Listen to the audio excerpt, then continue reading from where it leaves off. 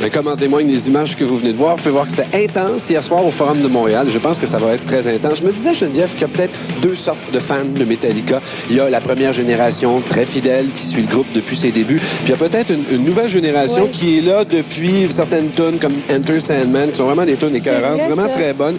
Et puis Metallica a comme réussi à se surclasser par rapport à tout ce qu'il y a comme groupe rock sur le marché. Puis à Montréal, on peut dire qu'ils ont été fidèles à leurs paroles. Ils ont été consistants dans ce qu'ils ont dit. Ils ont dit qu'ils reviendraient et ils sont revenus. Mais tu sais, ça me fait penser parce que Lars Ulrich m'expliquait hier que souvent ils donnent des entrevues à la radio, disons, aux États-Unis, dans les petites villes. Et puis les gens, les animateurs lui disent ton premier album est excellent, Enter Sandman, Wherever I'm Alone, c'est très bon. Quand est-ce qu'on va avoir un deuxième album? Il y a plusieurs personnes qui ont découvert Metallica juste avec le dernier album. Ouais. Et toi, hier soir, tu as eu la chance de, enfin, pas de les découvrir, mais je veux dire d'être très près d'eux parce que tu étais dans ce qu'on appelle le Snake Pit, la fosse au serpent, qui est un espace spécialement aménagé sur la scène pour 50 chouchous privilégiés. Ça, et tu étais une des chouchous privilégiés. Raconte ça, comment ça s'est passé. J'étais avec 50 chanceux sur la scène. Et c'est carrément sur la scène, c'est que ça creuse un peu.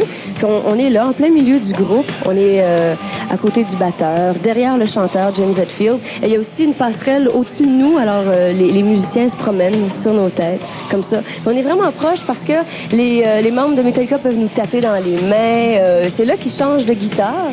On est vraiment à côté de tout ça, en plein milieu de l'action. Et puis le son est très bon sur la scène. Il y a eu des commentaires partagés. Oui, les commentaires à partager. Évidemment, ça dépend où tu es assis au forum. Oui, c'est sûr que si tu es dans le pit, en haut d'un blanc, que tu peux pas avoir le même niveau de son que si tu es rouge 210. Ça, c'est, je pense, dans n'importe quel spectacle au monde, c'est toujours comme ça. Puis c'est pas facile d'avoir la bonne qualité de son partout. Mais en général, est-ce que c'était bon, les commentaires pour le son? En général, oui, en général, oui. Puis sur la scène, c'est excellent. Tu as les moniteurs, le son est très bon. Et puis tout ça, c'est filmé. Ils ont plusieurs caméras. Et puis, quand on est sur la scène, il y a aussi une caméra, donc on peut voir le chanteur, parce que s'il est en avant, on ne peut pas le voir chanter. Alors, ça nous permet de bien voir tout ça. Je pense que tu aimes Metallica. Je pense que j'adore Metallica. Que tu as un petit béguin pour Metallica. Et à ne pas manquer, tout à l'heure, Geneviève aura le plaisir de s'entretenir avec des membres du groupe, ici même, dans nos studios. Et pendant qu'on parle, il y a déjà plusieurs centaines de personnes à l'extérieur de la station qui viennent voir à travers les vitres ce qui se passe à l'intérieur. Et je vous invite à venir faire un tour. Il a cessé de neiger en ce moment. Il y a deux stations de métro pas loin. Il y a Saint-Laurent, il y a Berry-UQAM. Vous pouvez venir nous voir. On a installé des speakers dehors pour que vous puissiez entendre ce qui se passe à l'intérieur et on va passer une très belle après-midi. Oui, tout à fait. N'oubliez pas l'édition spéciale de Solid Rock aussi cet après-midi à 5h30. Ouais. 1 heure Solid Rock. Ouais, on va décrasser les haut-parleurs. On va poursuivre cet événement Metallica sur les ondes de MusiquePlus avec Whenever I May Roam.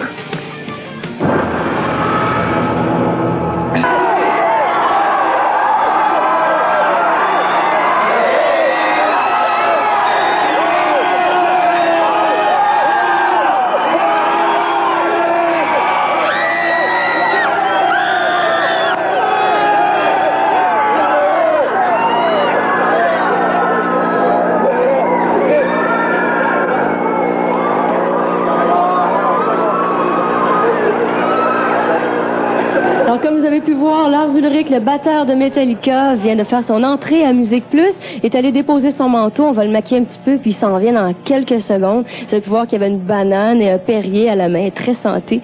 Alors, si vous voulez parler à Lars Ulrich, lui poser des questions, vous pouvez composer le 7900123, le 7900234, si vous êtes dans la région de Montréal. Et si vous appelez de l'extérieur de Montréal, composez le 1-800-567-5656.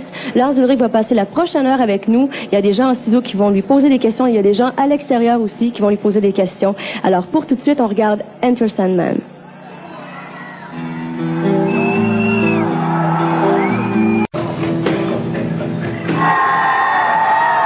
Vous êtes à l'écoute de MusiquePlus.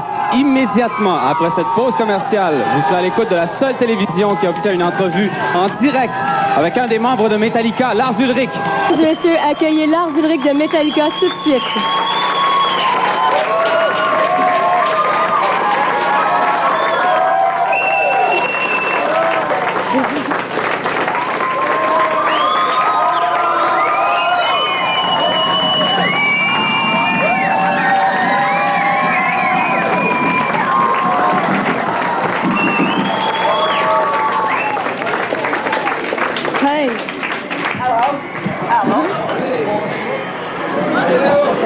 There's a microphone for you. I don't need one. No? You can interview me. Okay. Good job. Yeah. All right. Hello.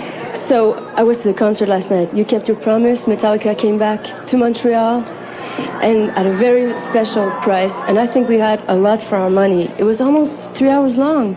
It was great. Yeah, we like to deliver. Yeah. No, I mean it.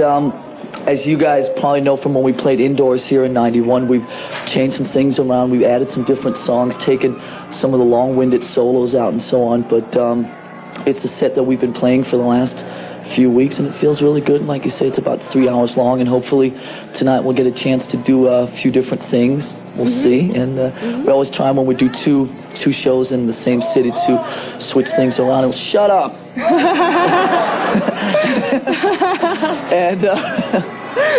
and you know, just try and switch things around a little bit and so on. So it, but it was a good start last night, and I think tonight hopefully should be even better. I have to translate this. Oh, okay. Alors, Lars disait que le spectacle d'hier soir, en effet, a duré 3 heures, et depuis quelques semaines, leurs spectacles sont longs comme ça, et ils espèrent pouvoir faire quelque chose de différent aussi ce soir. And you always make different things. I like the backstage live when you talk to the people. You like doing that? You're really comfortable, and we can discover slowly the people in the loge, like all the guys of Metallica. Well, we wanted to do things differently. The whole idea of not having a support act obviously was to try and you know, for us just to sort of turn the house lights off and then go out. Here we are, Metallica, hi. That wouldn't be great, so we're trying to create an atmosphere that sets up us coming out on stage in the same way that a support act does, you know, that gets the kids warmed up and so on. So with this half-hour movie and try to do some different things with a live camera, there's so many possibilities, and I think that a lot of rock bands have not really explored a lot of that. So just having the camera backstage, everybody can see us getting warmed up and doing our exercise and getting my arm worked on and so on is a very unique thing, and it's a lot of fun for Metallica to always do things, just dabble in areas that nobody else has dabbled in before. Try and translate dabble into French. That's a very good challenge. I think I'll start with what I can. Alors, vous savez, derrière la scène, en direct, avant le spectacle, Lars et les autres membres du groupe parlent à la caméra, au public, avant d'entrer en scène. Et puis là, on peut voir James Hetfield et Kirk Hammett qui jouent un petit peu de guitare, ou Lars qui fait des blagues, ou Jason qui fait des exercices. Ils ont toujours aimé faire des choses différemment et explorer des choses que pas beaucoup de groupes peuvent faire. Same thing for the Snake. Was that, whose idea was it? That came around really more by default than anything else. You know, we had the stage and the design of the stage and knew, you know, the dimensions and everything like that. And then we realized in rehearsals and stuff that we would probably be playing out to the sides all the time, so we'd spend most of our time, you know, out on the edges of the stage. And there was this big sort of just dead space in the middle of the stage. What are we going to do in there? So we suggested maybe, you know, have some, you know, inflatables or stupid stuff like that. But our manager, and I have to give him credit here, not often, but I will give him credit now, that he actually came up with the idea of basically carving out like an area in the middle of the stage and basically putting like 100, 150 fans in there. You'd give away, you know, the tickets on the radio stations and on TV shows and so on, and just put some of the diehard fans in there, walk around in the arena, give the tickets out to people like have really old Kill 'Em All shirts on and stuff like that, and just like our friends, and yeah, you know, just well, what happened is in the beginning we couldn't really police it very well, so you know, we had all the business people in there. You could tell all the people from the record companies and all our managers' friends standing around looking very frightened, you know, but get rid of these people, put some of the real fans in there, some of the kids in there, so it's worked out real well now, and I still think that it's the most unique and unusual place anywhere to see a rock show from, and it really brings you right into the face of us and what's going on. It's a lot of fun. Alors, ils ont aussi le Snake Pit. Il y a 50 personnes qui peuvent être sur la scène avec Metallica. J'étais là hier soir. C'est vraiment, on est vraiment dans l'action. On voit les guitaristes changer de guitare et tout ça.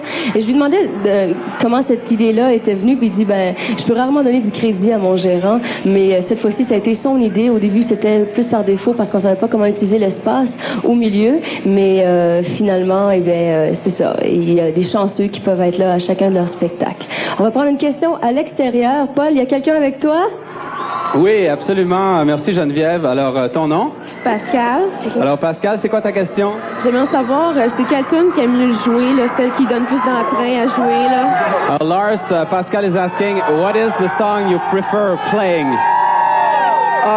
For me, it's usually whatever one we're playing at the time. I don't really have a favorite one. I think I like playing all of them. Some of them are challenging in a way that playing, for instance, the Justice melody has a lot of starts and stops and stuff, so you really got to, keep on it. That's challenging. Some of the songs like Sad But True is a lot of fun to just get into the groove and Seek and Destroy and For Whom the Bell Tolls are songs that kind of just go. You don't have to think so much about them because we played them, obviously, thousands of times. I really like playing all of them. I'm searching here in my mind if there are any of them I don't really like playing that much.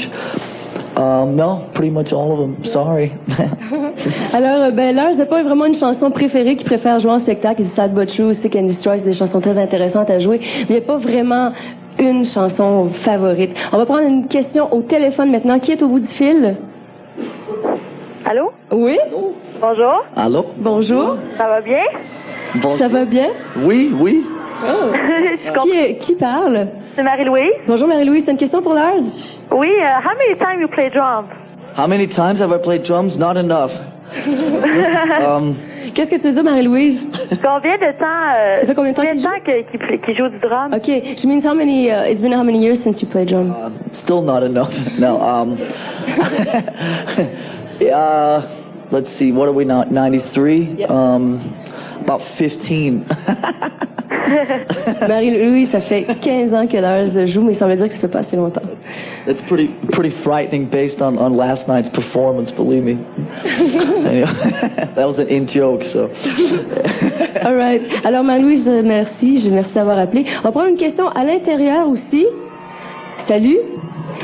Someone sitting beside you. Oh my God. How you doing, Lars? I'm good. I'm good.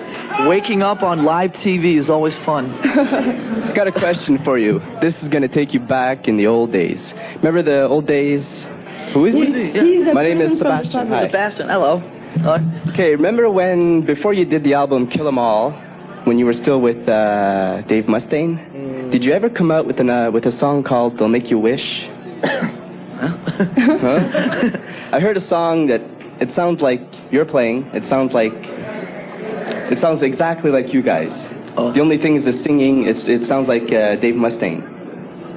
You never came out with the song? There was a couple of tracks that we did on some demos that were cover songs. One was called Let It Loose. The other one was called Killing Time, which surfaced on the B-side of one of the singles, excuse me while I burp, on this album. And Mustaine, actually, just to set the record straight, I mean, Mustaine was never on Kill 'Em All. He helped write some of the songs, but he never played on Kill 'Em All. But as far as I can remember, there was never any song that was recorded with him singing. Like I said, there's a very old demo that's floating around that had 3 songs that Hit the Lights, Let It Loose, and Killing Time. And Let It Loose is probably the only song from the old days that we covered that we still haven't put on one of the B-sides in the last few years, so maybe that's the one you're referring to. Could be. C'était quoi le titre encore? What was the title you were saying? Well, never mind. Alors, Sébastien essayait de savoir s'il y avait une chanson qui avait pu être enregistrée à l'époque de Kill 'Em All avec Dave Mustaine. Lars a dit Dave Mustaine n'était pas là à l'époque de Kill 'Em All. Et puis, bon, je pense que Lars a répondu à sa question. On va prendre une pause commerciale et on revient tout de suite après avec Lars Ulrich de Metallica.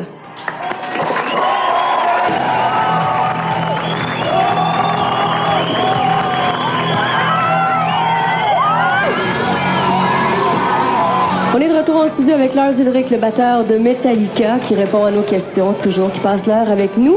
Lars, do you remember yourself being a fan and running after somebody for an autograph? Yourself, when you were younger? Yeah, I still do. You still do?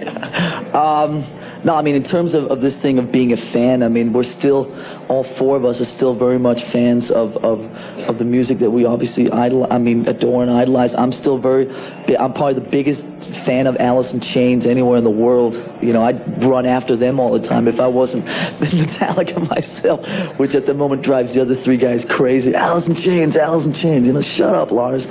But, Yeah, I mean, in terms of being a fan and so on, I don't think that that's something that you, lose. Yeah, stop being just because you grow older, just because, I mean, all this success happens to you. I'm still, in terms of, when you talk about bands from the 70s that I grew up with, from Deep Purple to Thin Lizzy to AC/DC to UFO to all those bands, I'm still very big fans of those. What's great about being in Metallica and what's going on with Metallica now is that you get a chance to meet a lot of these people on, in their eyes, the same level. I mean, to me, it's like when I met Richie Blackmore a couple of years ago, it's like, I'm meeting Richie Blackmore, but it was because we were playing with him. Do you know what I mean? So it's great being in a band like this and then getting a chance to, because you're in the band, meeting a lot of these people on what some people would consider a parallel, but I mean, to me, I'm still just a big fan of a lot of these people. I don't think that that's anything that I'll ever stop being. I mean, I used to sit around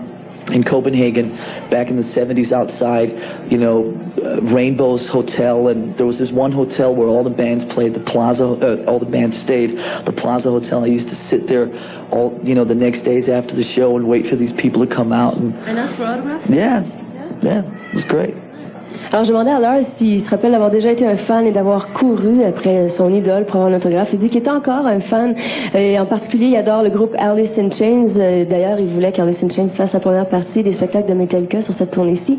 Et puis, il dit que ce qui est vraiment très spécial aujourd'hui, c'est que même si c'est très populaire, il rencontre ses idoles, les gens qu'il a admirés, et puis maintenant, il sent qu'il est sur le même niveau. Ben, lui, il se sent impressionné, mais ces gens-là lui parlent au même niveau, et il se rappelle d'avoir été un grand fan, entre autres, de Led Zeppelin et de Deep Purple dans les années 70. Et aussi, quand il était à Copenhague, il y avait un hôtel où il allait souvent parce que les groupes allaient toujours là après le spectacle, et il espérait toujours en rencontrer quelques-uns, et puis avoir un autographe. Alors, on va prendre une question à l'extérieur. Qui est là? Merci beaucoup, Geneviève. Alors, c'est quoi ton nom? Éric Chouinard. Éric, de quel endroit? Gaspé. OK, Éric, c'est quoi ta question? J'aimerais savoir si le prochain album va plus élevé ou va dans quelle orientation qu'ils veulent faire. OK, Lars, he wants to know what direction you're going to take for the next album. Is it going to be more speed, more heavy? What direction are you going to take for the next record? Jazz fusion. No, it's what was his name? Eric? Eric. From Gaspé? From Gaspé. What's your name? Oh, yeah. Eric. Eric from Gaspé. I'll look that up when I get back to the hotel.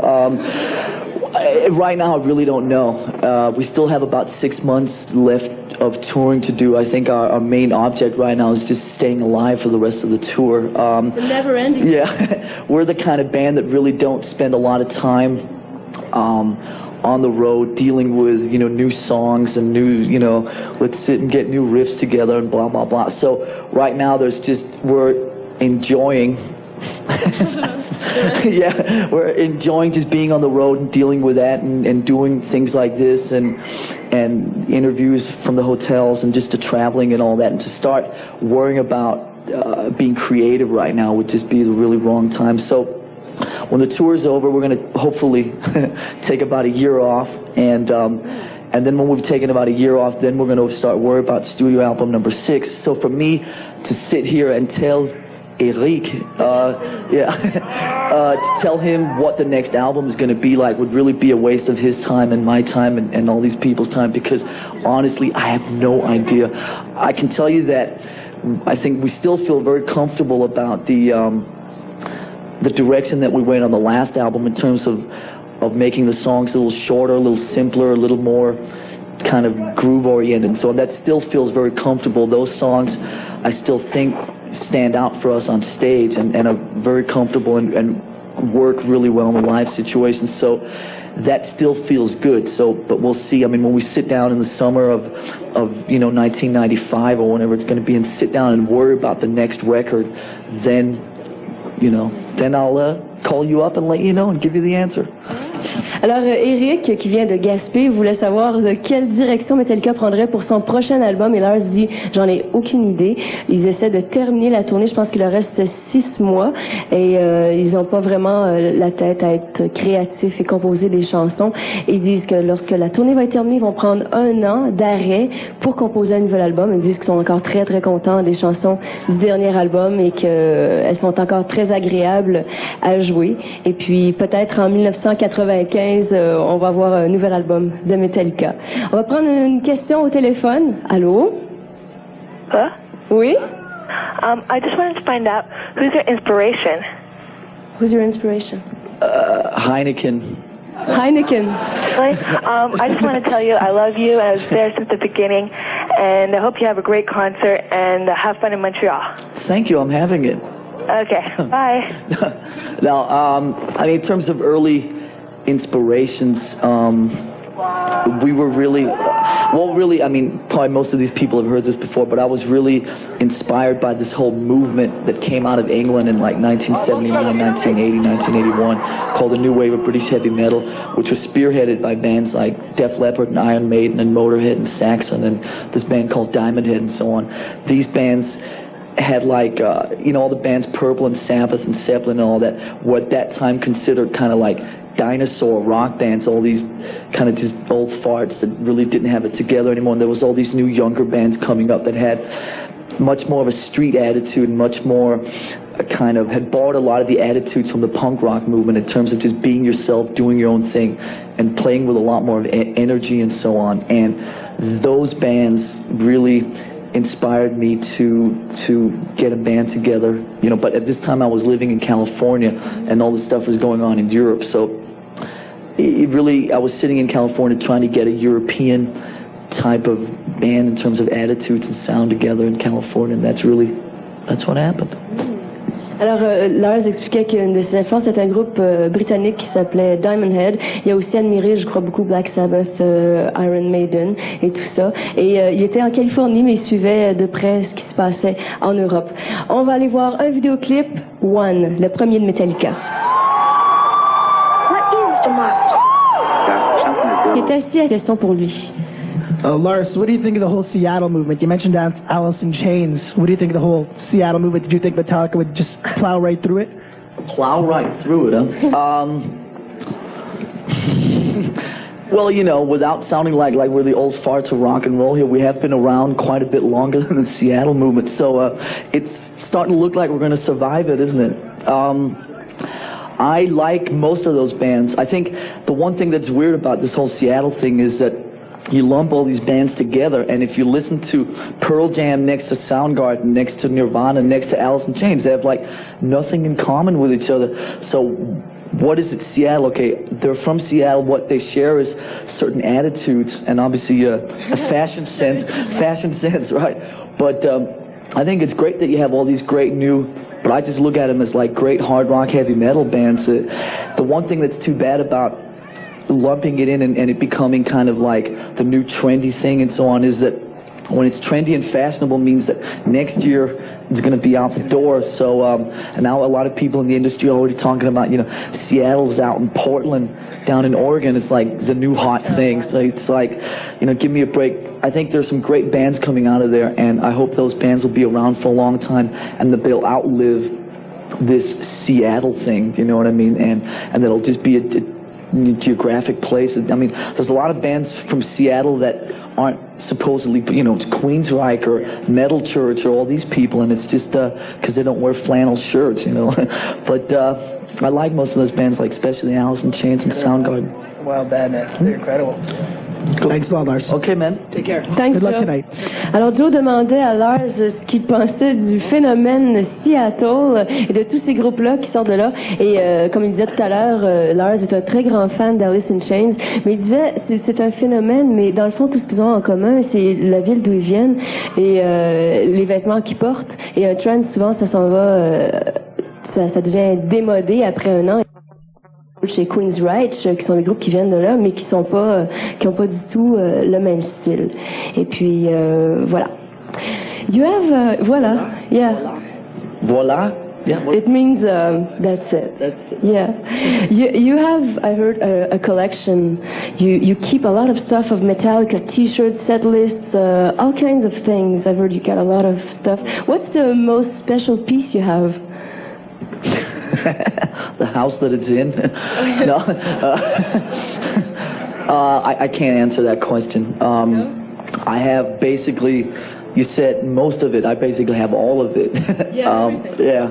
I mean, just, I don't know, ever since we started, I've just been hanging on to, I have from the old days set lists from the first shows from when we supported Saxon up through the original demo tapes that we made the first time, and up through a little book that I kept of all the first shows that we played with all the songs that we played. I mean, everything. Tapes from all the early jams in 81, 82, and tapes on the Dave Mustaine audition and so on.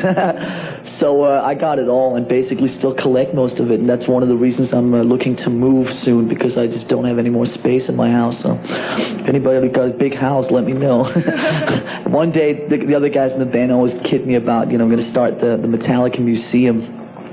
And I think from what I hear, like, every band has one person that's as fanatical about that as me. Like, I know in Def Leppard, Joe Elliott is just like that. He collects just everything. And it's just, I think it's like, you can sit now and while all this is going on and be real nonchalant about, success and blah, blah, blah, and try and play it off like it doesn't mean anything. But I think that once it's all gone, in 10, 20, 30 years or whatever, in 5 minutes maybe, when nobody cares about Lars Ulrich or Metallica or James Hetfield or Enter Sandman or anything, that it'll be fun to have those things as just memorabilia, and you can show, if we ever get lucky to have grandkids and so on, it's like, here it is. Some of the most prized things I have that have nothing to do with Metallica, artifacts from my family. I guess my whole family isn't very nostalgic, but artifacts from, my family and from my parents' parents and blah, blah, blah, blah, blah. And a lot of that stuff is just fun to sit and dig through. So maybe in 50 years, 100 years, it'll be fun for 3 or 4 generations down to look at, what our stupid great-granddad or something did with his time. He played in some stupid band called Metallica or something. Who knows? But that at least, I think that's a good answer. Alors, je demandais à Lars, parce que Lars collectionne tout gardé de Metallica. Je demandais quelle était la pièce la plus précieuse. Il dit, j'ai carrément tout, des listes de chansons durant les concerts, des démos, de l'audition de Dave Mustaine, toutes sortes de choses. Il garde tout. Puis il se dit qu'un jour, ça va être intéressant pour ses enfants, ou même ses petits-enfants, de regarder ça et de voir un jour, il disait dans 20 ans, quand tout le monde va avoir oublié James Hetfield ou Enter Sandman et tout ça, au moins, ses petits-enfants vont pouvoir être témoins de ce qui est déjà arrivé. You think I take a long time? How do I know that you're exactly translating what I'm saying? Is she? Yeah? Okay, all right. You have to trust me. Just checking up on you. All right. On prend Quoi? Oui. Show it in the camera. C'est le temps de la pause commerciale. On revient tout de suite après.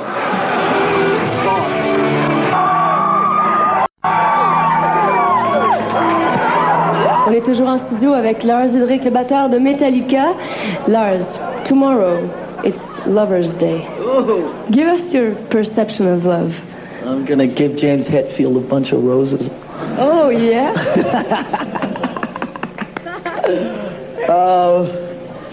Give my what? What was the question? Your perception of love. My perception of love? She's over in the back somewhere. Oh. In the control room in there. Hi, Linda.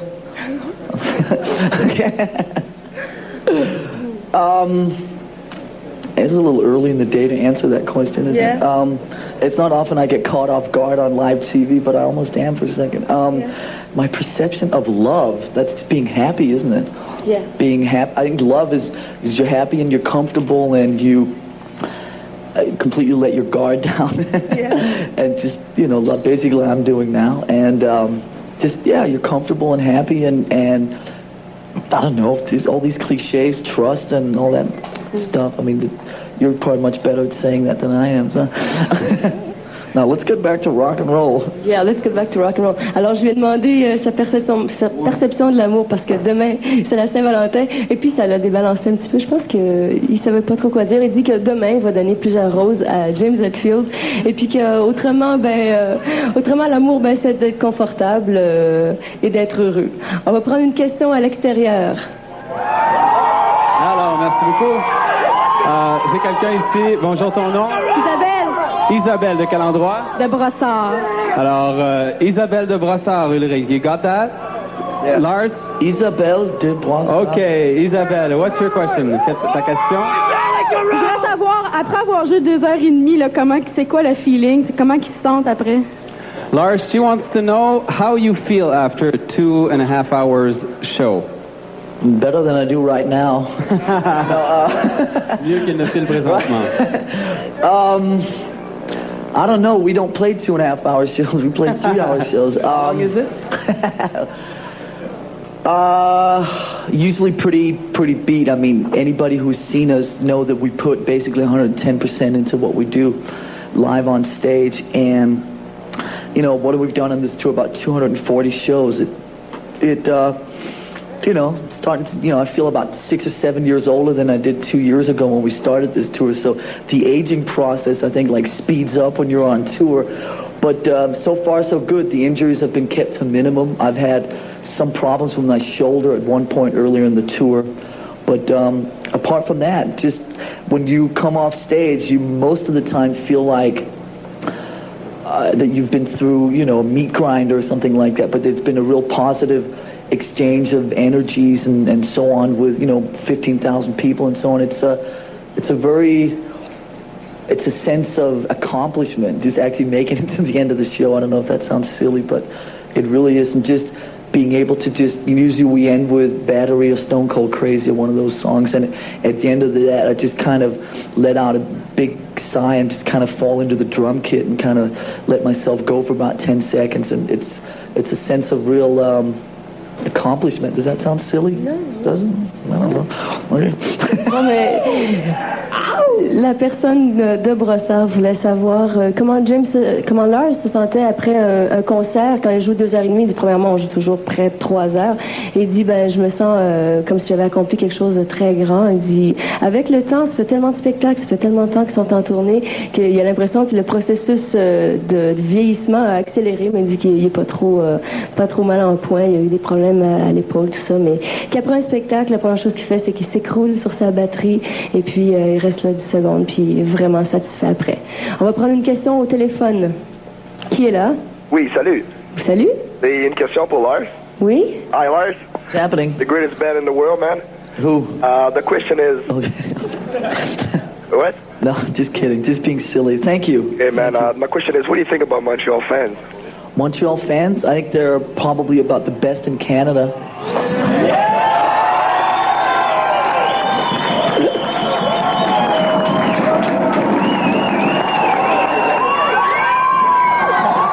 I think you guys are going to need some new windows here pretty soon. But it's good. Up here, as opposed to the States, I think the audiences up here in Canada are a lot more like they are in Europe.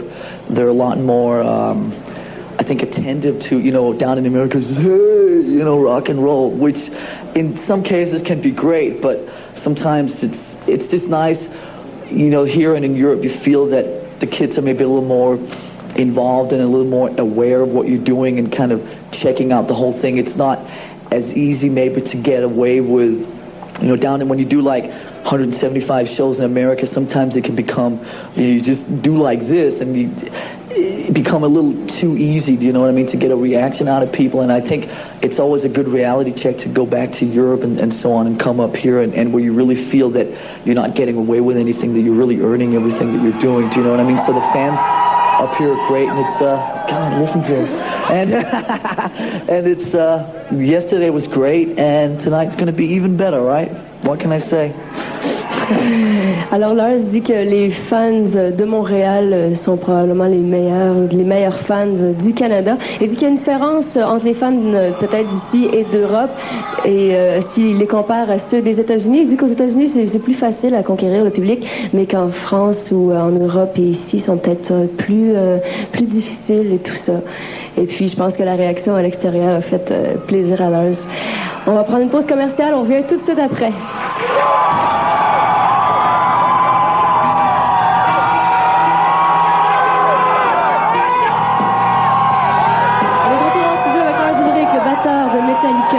Now, Lars, I would like to know, out of the concert, after the show, if you spend a lot of time with James, Jason, and Kirk, and I guess you do, but do you go out a lot together and... Well, when we've been on the road as long as we have, believe me, the fact that the four of us are still together, the fact that the four of us get on as well as we do right now, I think is a minor miracle, especially with...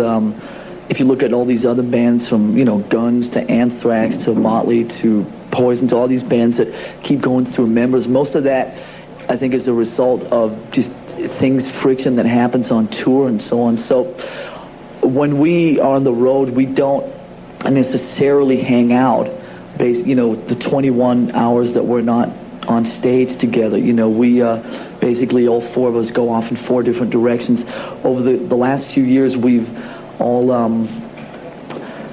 I think it's become more and more apparent how different we are as people, the four of us, and I think we're much more comfortable with that fact now than we were before, and I think we're much more respect, it's a funny word to use, but we respect each other a lot more. Me and James are very, very different as people, and we do very different things on days off and stuff like that, but it really...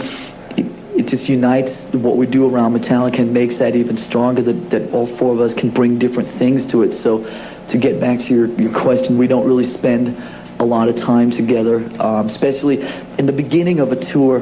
I mean, you haven't been on the road for a couple of years, and it's like every night you go out and drink and male bonding and, all this kind of stuff. But when we've been on the road now for a year and 9 months almost, and it's like, that's a minor miracle in itself. And so the fact that I think one of the things that just has made this still work is the fact that we respect each other much more, but we don't really spend that much time together because we're always, traveling, and so when we finally get a few minutes, we usually run in four different directions. Je demandais à Lars s'il était très proche des autres membres de Metallica, s'il passait beaucoup de temps avec eux après le spectacle. Et puis, il me disait que non, normalement, ils partent chacun dans leur direction. Et puis, il laugh. Good. Et aussi que c'est sûrement pour cette raison-là que Metallica est resté ensemble après toutes ces années. C'est que justement, ils font chacun de leur côté leurs choses. Et si on compare à d'autres groupes comme Poison ou Anthrax, me donnait un exemple, le personnel, le groupe change tout le temps de batteurs, de musiciens et tout ça. Et puis, c'est ça. Puis il disait même un miracle si on a réussi à endurer cette longue tournée-là ensemble. Je pense que Lars va nous indiquer qu'est-ce qu'on fait après. Now we have to go outside, okay? To some of all the guys outside freezing their asses off, okay? Thanks, Lars. You're a very we're sitting good in here video. nice and warm.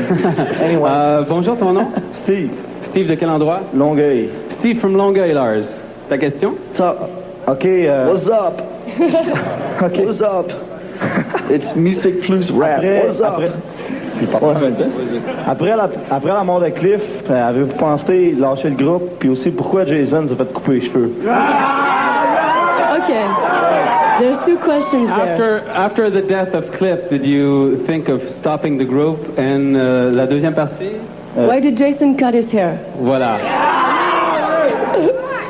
Because he wanted attention.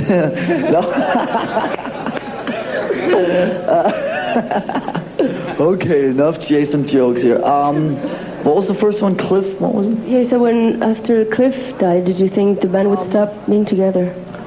It was not something that we thought a lot about. I think that the natural thing, it's very strange talking about it 7 years after, because I really can't remember specifically what was going through our heads, but Metallica, I think, had always been about pushing and going against the grain and so on. And obviously there had been certain problems in the past, but there had obviously never been anything of that magnitude. But I don't think, as cliche as it sounds, Cliff would have wanted us definitely to carry on, of course, and it just felt like we just needed to continue, and now we had one more reason to do it, which was for Cliff. So what we did back then was very quickly, we didn't sit around for 6 months and blah blah blah, waste a lot of time. We just basically about 2 weeks later we started auditioning bass players, and we're back honoring dates that we actually already had on the schedule. As far as Jason's haircut, there are different theories. One of them is that he had a fight with a lawnmower and the lawnmower lost. Another one is that he was starting to lose his hair and he beat nature to it, although that one doesn't hold a lot of value amongst us. That his big hero is the singer from Pantera. I don't know. No, I mean, sorry, Jason, I love you. You know that. No. I mean, the real thing is he just wanted a change, and I think that he was just pissed off with his hair, and it was time to do something different. And the funny thing is that he actually has his hair at home in a plastic bag, and yeah. So I think that and a tube of crazy glue, and he could be back to Jason the old way again in 1 minute. So. Bon, ben, d'abord, on a eu comme question, lorsque Cliff est décédé, c'était l'ancien bassiste de Metallica, lorsque Cliff est décédé, est-ce que Metallica a pensé arrêter de faire la musique? Et Lars disait, ben, c'est difficile de se rappeler ce qu'on s'est dit à cette époque-là, mais il n'y a jamais été question, chose certaine, d'interrompre de faire de la musique. Et puis il a dit que ça n'a pas pris beaucoup de temps, ils ont passé des auditions, ils ont tout de suite trouvé un nouveau bassiste, et il dit que Cliff, chose certaine, ils sont convaincus que c'est ce que Cliff aurait souhaité, que Metallica continue à faire de la musique. Et puis on voulait savoir aussi pourquoi Jason Newsted, le bassiste de Metallica, pourquoi il s'est coupé les cheveux, parce qu'il a les cheveux complètement rasés maintenant. Et puis Lars nous expliquait que c'était soit parce que son idole c'est le chanteur de Pantera, ou soit parce que il perdait ses cheveux puis il savait plus trop quoi faire. Et or last but not least, maybe he wanted to help get our credibility back. I don't know. Ou peut-être aider Metallica à trouver de la crédibilité. Mais il dit que Jason a même gardé ses cheveux. Et qu'un jour, on pourrait très bien revoir Jason avec son ancienne coupe de cheveux. Il pourrait la recréer comme ça. On va prendre une question ici. On a un fan de Metallica qui s'avance. Hello. Sit down. How you doing? Oh, fine. Say hello. Hello. Hello. You want Okay, a cucumber or carrot? Or, no? Okay. Okay, what's your best advice that you can give? Il lui met une tuque sur la tête. Wow! You got a Metallica hat on. Okay, what's the best advice you can give to a young drummer like me? Quit. No. I think the best advice is to, well, it depends, what do you want to do? You want to end up like me? Then you got to practice a lot, which I never did. No, which should be pretty obvious. Just keep at it. I didn't take a lot of lessons when I was younger, and I think there came a point after a few years where I realized that I probably should have taken more lessons than I did. So without telling anybody what to do, I think it's always good to have a couple years of understanding real basic elements of drumming and just reading music and so on. And because I had to go back and relearn all that stuff after Metallica was already going, which is pretty much a waste of time. So just spend a couple years learning and understanding the basics and that, and then just go for it. Keep it up. Maybe you'll take my place in a couple years. What's your name? Anthony. Anthony voulait savoir comment il pourrait faire pour devenir batteur, et puis Lars lui a expliqué, pratique, c'est beaucoup de travail, fais pas comme moi, j'ai pas pratiqué. Et il dit c'est vraiment beaucoup d'heures de travail, tout ça, puis il dit un jour ça va peut-être devenir assez bon pour me remplacer. Merci Anthony. Okay. Anthony, you're on live TV. Is there anything you want to tell the world? What do you think of President Clinton? Oh, okay. All right. Okay, all right. He doesn't know. I'd like to go back just for a minute to what happened at the stadium last summer. Do you think that a riot like that will make a lot of people say, oh yeah, that's it, heavy metal music equals violence, and what do you think? Well, of course it gives everybody that already has those kind of negative attitudes about hard rock more fuel for their fire. I think that luckily those incidents are so isolated, but I guess what pisses me off is the media, the general media has a real one-sided approach to this. They'll always, something happens in Montreal like this and it'll just become the biggest deal in the whole world, but nobody, for instance, will ever talk about the 25 shows that Guns N' Roses Metallica did that went off without any incident, where thousands of people just went home really happy. All the city managers and the police people and the people that own the buildings would come up to me and to the people in Guns afterwards and say, great show, blah, blah, blah, and we're so happy. There was, that never gets reported. It's only once in a while when something like that blows up. So obviously it's real unfortunate that gives all these people fuel for fire. But, the whole hard rock community, I think, is being watched so closely all the time that sure, there's going to be once in a while some mistake that happens. The other thing that really pisses me off is that everybody always gets lumped in together. You have heavy metal did this. It's not that Axl Rose did that or, Poison or Slayer. It's like when something happens within the community of heavy metal, that it makes everybody look bad, even though that 99% of the bands didn't have anything to do with it. You know what I mean? But everybody kind of takes a blow for it, which is it's just a reality. But it's one thing that can be kind of annoying because we try and always honor our commitments, and we try and always play the game real straight with the things that we have to do and so on. And it's just when you have certain people that go out and screw things up on behalf of everybody else, it can really piss you off a lot. Read between the lines, if you know what I mean. So. Alors, je demandais à Lars, suite aux événements du Stade olympique l'année dernière, s'il y a justement des gens qui diraient, bon, ben c'est sûr, le heavy metal et la violence, ça va ensemble. Il disait, mais c'est ce qui se passe souvent quand il y a plusieurs spectacles de rock, comme les 25 que Guns N' Roses et Metallica ont fait ensemble, qui ont été très bien. Personne ne va en parler. Aussitôt qu'il arrive un incident, les médias sautent là-dessus et en parlent. Et souvent, ce qu'ils n'aiment pas aussi, c'est qu'on va mettre le blâme sur la musique heavy metal en particulier, au lieu de juste dire, bon, mais à cause de tel groupe ou de tel événement, il s'est passé ça. Et puis, ça l'embête un petit peu. Now, Lars, do you think there's going to be a live album made out of this tour?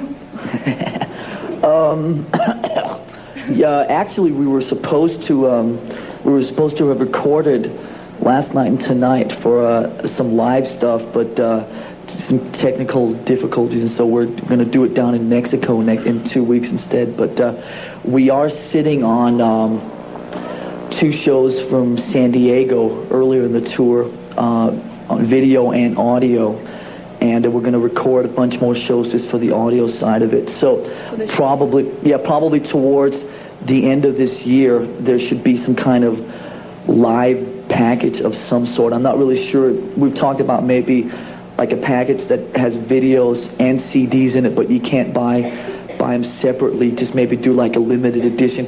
I think the days of live albums as such are pretty much over, in terms of, made in Japan and what do you want? I think we're going to the end.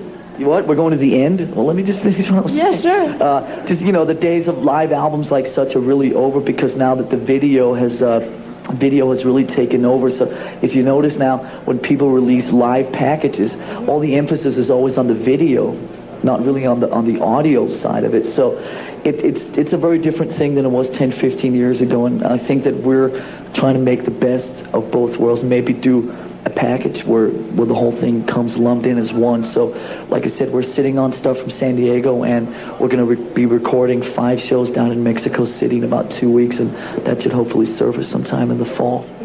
Alors cet automne, probablement un album live de Metallica, un album fait lors de cette tournée.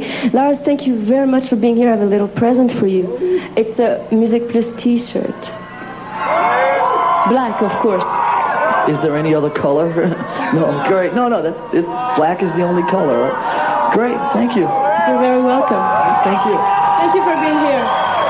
Merci aux gens à l'intérieur, merci à tout le monde à l'extérieur d'être venu faire un tour aujourd'hui. Voilà.